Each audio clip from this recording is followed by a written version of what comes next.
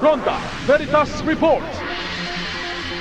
MMDA Rescue Equipments nakaposisyon na para sa bagyong Inday. Ulat muna kay Nolan Ariola. Go Nolan.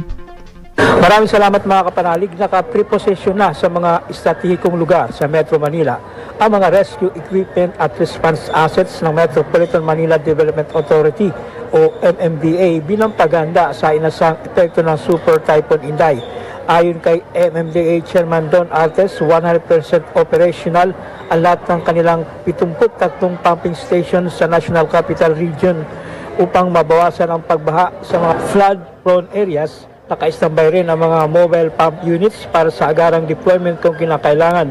Handa na rin ang water rescue assets ng ahensya kabilang ang mga rubber boat, aluminum rescue boats na may outboard motors at mga chainsaw na gagamitin sa pag-alis ng mga natumbang puno.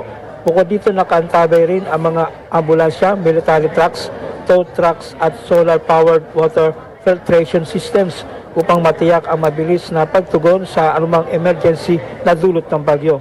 Ayon sa MMDA, layunin ng mga paghandang ito na mapabilis ang rescue at relief operations at matiyak ang kaligtasan ng mga residente sa Metro Manila habang nalasa ang bagyong Inday. Samantala, naka-heightened alert na ang Office of Civil Defense o OECD NCR bilang paghanda sa bantang dala ng Super Typhoon Inday. Kaugnay nito, narito ang pahayag ni Director George Kaiser. Kami sa Office of Civil Defense, lagi namin in-emphasize talaga yung paghahanda sa worst case scenario. Huwag natin baliwalain itong mga forecast na to sapagkat wala naman mawawala sa atin kung tayo naghahanda. So yun lang talagang aming laging sinasabi na tayo maghanda, walang masama kung di natuloy. Ang mabigat kung natuloy sapagkat mahirap pangunahan ang kaligtasan. Mga kapanalig, ang simbahang katolika ay lagi ang nagpapaalala na laging paghandaan ang anumang kalamidad na darating saan man. Para sa Veritas 846, ang radyo ng simbahan, ako ang inyong kapanalig, Nolan Ariola, sumainyo ang katotohanan. Ronda Veritas Report.